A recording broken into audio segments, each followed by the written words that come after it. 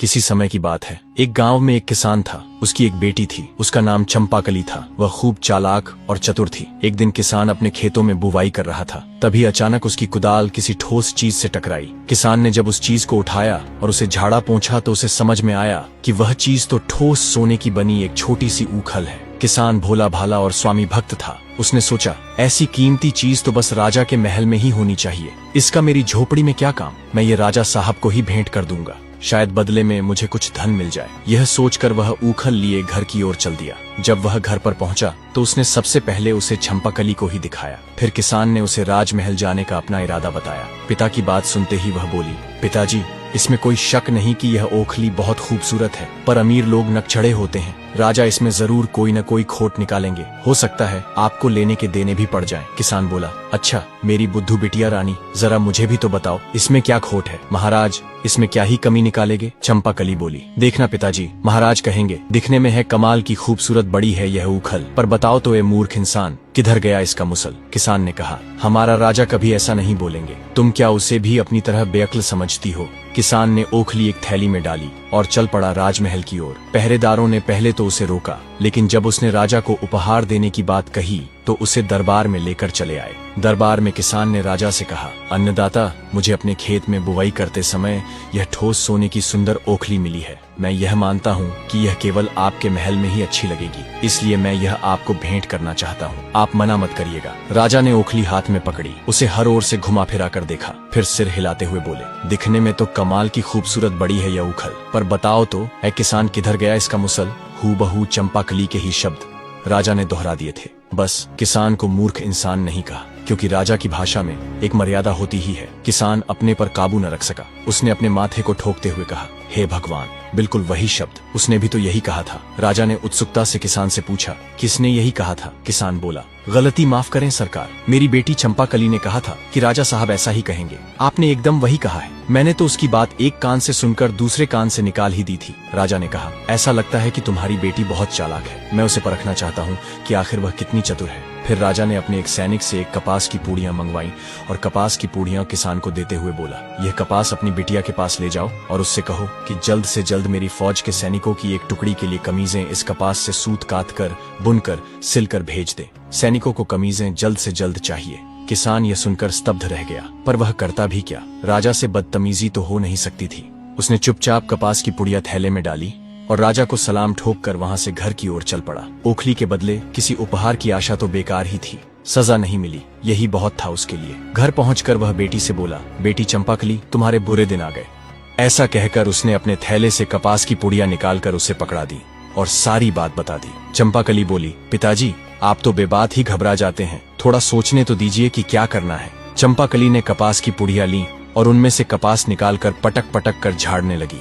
जैसा कि आप लोग भी जानते हैं, अगर कपास चाहे कितनी भी कुशलता से ओटी गई हो, एक आध बिनौले तो उसमें छूट ही जाते हैं। झाड़ने पर कपास में से 2 बीज नीचे गिर पड़े। चंपाकली ने उन्हें उठा लिया और जाकर दोनों बीज अपने पिता को देते हुए बोली, पिताजी, आप सीधे महल वापस जाइए और राजा से मेरा संदेश कहिए। मुझे उनकी चुनौती स्वीकार है, बस मुश्किल ये है कि मेरे पास चरखा और करघा नहीं है। मैं सूत कैसे कातूंगी और कपड़ा कैसे बुनूंगी। इन बीजों के खोल से वे चरखा और करघा बनवा कर भेज दें। जैसे ही ये दोनों चीजें बनवा देंगे, उनका काम हो जाएगा।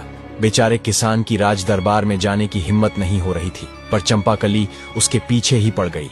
झक मारकर वह दरबार में जा पहुंचा। किसान की बातें और चंपाकली की मांग जानकर राजा की समझ में आ गया कि चंपाकली बहुत चालाक और बुद्धिमान है। उसने किसान से कहा, तुम्हारी यह बेटी बहुत चतुर है, मैं उससे मिलना चाहता हूँ। तुम उसे राजमहल आने को कहो, मैं उसके साथ बातें करना चाहता हूँ। लेकिन याद रखना, जब वह महल में आए, वह न तो कपड़े पहने हो, न ही बिना कपड़ों के हो। न तो वह भूखी आए, न भरे पेट, न तो घोड़े पर आए, न ही किसी सवारी पर, और पैदल भी न हो। न तो रात में आए और न ही दिन में। यदि वह इन शर्तों को पूरी किए बिना आई तो मैं तुम दोनों बाप बेटी के सिर कलम करवा दूंगा। याद रहे, हर आज्ञा का पालन होना ही चाहिए। किसान बेचारा बड़े टूटे मन से घर लौटा। मौत जैसे उसकी आंखों के आगे नाच रही हो। जब चंपाकली ने पूरी बात सुन ली तो बड़ी बेफिक्री से बोली, पिताजी, मैं सब कर लूंगी, आप बस मेरे लिए एक मछली पकड़ने का जाल ले आइए। अगले दिन चंपाकली ने शाम के समय अपने आप को जाल में लपेट लिया। इस प्रकार वह न तो निर्वस्त्र रही और न ही उसने कपड़े पहने। 2 मुट्ठी चबेना खाया, न पेट भरा, न भूखी रही। एक बकरी को बाड़े से निकाला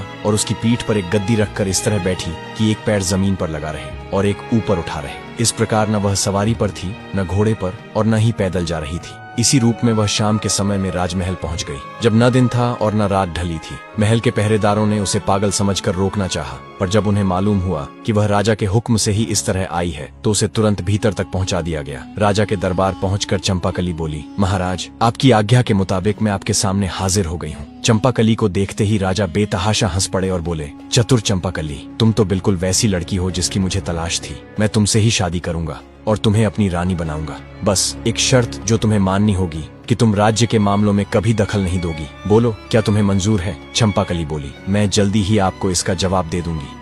इतना कहकर वह वहां से आज्ञा लेकर चली गई। राजा को उसकी बुद्धि से पता चल गया था कि चंपाकली उससे अधिक सयानी है, इसलिए उसने ऐसी शर्त रखी थी। घर पहुंचकर उसने किसान पिता को यह खबर दी तो किसान बोला, यदि राजा की इच्छा तुमसे शादी करने की है तो तुम उसका विरोध तो कर नहीं सकती। आखिर वह राजा है। लेकिन तुम्हें हमेशा सावधान रहना होगा, क्योंकि जो आदमी मनचाहा तुरंत पाना चाहता है, वह अनचाहा तुरंत छोड़ना भी तो चाहेगा।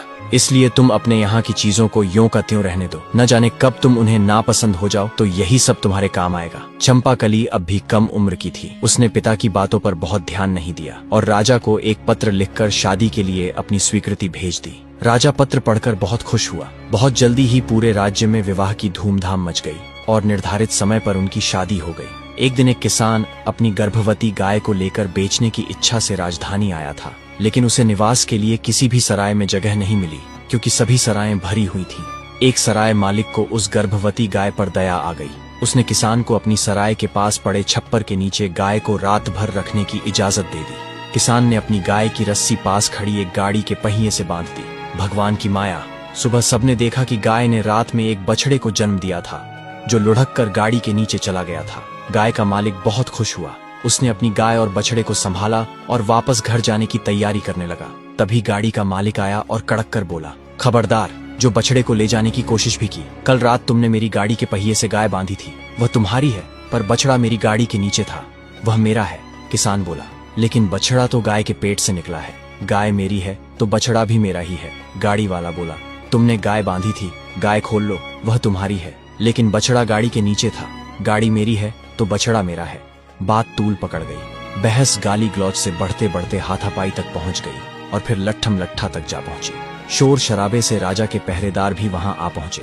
दोनों दावेदारों को राज दरबार में न्याय के लिए पेश कर दिया गया। उस राज्य का नियम कुछ समय पहले तक ऐसा था कि हर मुकदमे का फैसला राजा रानी मिलकर किया करते थे, लेकिन अब जब चंपाकली से राजा का विवाह हो गया था तो राजा की शर्त के कारण चंपाकली को दरबार के मामलों में बोलने की मनाही हो गई थी।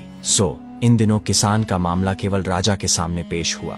दोनों पक्षों की बात सुनकर राजा ने निर्णय दिया, बछड़ा तो गाड़ी वाले का ही है, क्योंकि वह गाड़ी के नीचे था, और बछड़ा इसी गाय का है, इसमें कोई शक नहीं। लेकिन इसका कोई चश्मदीद गवाह नहीं है। इस फैसले से गाय वाले किसान को बहुत दुख और निराशा हुई। बेचारा करता भी क्या। गाय का मालिक दुखी और निराश होकर सराय वाले के पास पहुंचा गाय लेने। तभी सराय वाले को उस पर बड़ी दया आई। उसने उसे रानी के पास जाने की सलाह दी और बोला, हमारी नई रानी बहुत चतुर है, वह तुम्हें जरूर कुछ उपाय बताएगी। किसान राजमहल पहुंचा और वहां के दरबान को अपनी पूरी कहानी सुनाकर बोला, भाई साहब, मैं बड़ा दुखी और गरीब आदमी हूँ, क्या आप किसी तरह मेरी भेंट नई रानी जी से करवा सकते हैं? दरबान बोला, मैं मजबूर हूँ भाई। राजा साहब ने किसी भी फरियादी को रानी से मिलने की सख्त मनाही कर दी है, मरता क्या न करता। किसान ने चोरी छिपे महल के आसपास चक्कर लगाना शुरू कर दिया। उसे एक बगीचे में रानी चहलकदमी करती दिखाई दी। फिर क्या था, बगीचे की बाड़ फांद कर गाय वाला अंदर जा पहुंचा और रानी के आगे गिड़गिड़ाकर अपने साथ हुए अन्याय की कहानी कह सुनाई। चंपाकली ने थोड़ी देर विचार किया, फिर बोली, मेरी बात ध्यान से सुनो। कल महाराज शिकार खेलने जा रहे हैं। वह एक ऐसी जगह जाएंगे जहां एक तालाब इस मौसम में हमेशा सूखा रहता है। तुम अपने साथ मछली पकड़ने वाला एक जाल और बंसी लेकर वहां चले जाना। जब राजा साहब दिखाई दें तो ऐसा अभिनय करना मानो तुम मछलियां पकड़ रहे हो। महाराज तुमसे जरूर पूछेंगे कि तुम सूखे तालाब में मछलियां क्यों पकड़ रहे हो। तब तुम उनसे कहना, यदि एक गाड़ी बछड़ा पैदा कर सकती है तो क्या सूखे तालाब में मछलियां नहीं मिल सकती? अगले दिन किसान बंसी और जाल से लैस होकर सूखे तालाब पर पहुंच गया। तभी वहां राजा अपने सैनिकों के साथ शिकार करने आ पहुंचा। उसने देखा कि एक बूढ़ा व्यक्ति सूखे तालाब में मछलियां पकड़ रहा है। राजा उसके पास गया और पूछा, तुम सूखे तालाब में मछलियां क्यों पकड़ रहे हो? इस पर किसान बोला, जब एक गाड़ी बछड़ा पैदा कर सकती है तो सूखे तालाब में मछलियां क्यों नहीं मिल सकती। किसान का उत्तर सुनते ही राजा हैरानी में पड़ गया। वह किसान से जोर से बोले, ये तुम किसकी बोली बोल रहे हो? तुम तो ऐसा कभी सोच भी नहीं सकते। सच सच बताओ, क्या तुम रानी से मिले थे? किसान इनकार न कर सका। उसने तुरंत स्वीकार कर लिया कि ऐसा करने की सलाह उसे रानी से ही मिली थी। राजा ने तुरंत सिपाहियों से कहा, बछड़ा गाय के मालिक को दिलवा दो। महल लौटते ही उन्होंने चंपाकली को बुलाया और बोले, मैंने शादी के समय जो शर्त रखी थी तुमने उसे पूरा नहीं किया। तुमने मेरे किए फैसले का विरोध किया। तुम्हें राजकाज के मामलों में नहीं पड़ना चाहिए था। अब इस राजमहल में जो भी चीजें तुम्हें प्रिय हों उन्हें अपने साथ लेकर रात होने से पहले अपने गांव के घर लौट जाओ और एक किसान की बेटी की तरह ही सारी जिंदगी बिताओ। चंपाकली ने सिर झुकाकर जवाब दिया, जैसा आप चाहते हैं वैसा ही होगा महाराज। बस आपसे एक विनती है कि शाम के समय मुझसे जाने को न कहें। घर की लक्ष्मी को संध्या के समय घर से निकलने पर आपकी प्रजा में आपकी बदनामी होगी। राजा बोले, ठीक है, आज रात हम आखिरी बार एक साथ खाना खाएंगे, कल सुबह तुम चली जाना। चंपाकली बोली, ठीक है महाराज। अब चतुर चंपाकली रसोई में गई और रसोइये से तला भुना स्वादिष्ट और गृष्ट भोजन बनाने को कहा। भोजन के साथ पीने के लिए स्वादिष्ट और कीमती मदिरा भी मंगवाई। सुस्वादु भोजन अधिक खाया भी जाता है और उसके बाद आलस्य भी अधिक आता है। रात को जब राजा और चंपाकली ने साथ बैठकर भोजन किया तब राजा का मन पहले से ही व्याकुल था। ऊपर से उन्होंने अधिक मदिरा भी पी ली थी। कुछ ही क्षणों में मदिरा ने अपना प्रभाव दिखाया और जैसे जैसे भोजन समाप्त हुआ राजा आलस्य और नींद के ऐसे जाल में उलझ गए कि अंततः अपनी कुर्सी पर ही गहरी नींद में डूब गए। रानी चंपाकली ने तुरंत सेवकों को आदेश दिया, महाराज को कुर्सी समेत उठाओ और जैसा कहा जाए वैसा ही करो, बिना किसी नानुकुर के। अगर किसी ने टाल मटोल की तो उसे महल से बाहर कर दिया जाएगा। सेवकों ने रानी के आदेश का तत्काल ही पालन किया। चंपाकली महल से निकल पड़ी और राजधानी की गलियों से होती हुई देर रात अपने गांव पहुंच गई। घर के दरवाजे पर पहुंचकर उसने पुकारा, पिताजी दरवाजा खोलिए, आपकी बेटी लौट आई है। बेटी की आवाज सुनते ही वृद्ध पिता दौड़ते हुए खिड़की तक आए और बोले, इतनी रात गए आई है बेटी? मैंने तो पहले ही कहा था, ऐसे आदमी का कोई भरोसा नहीं। खैर, तुम्हारा कमरा आज भी वैसा का वैसा ही है, आ जाओ बेटी। चंपाकली बोली, पिताजी जल्दी दरवाजा खोलिए, बातें हम बाद में करेंगे।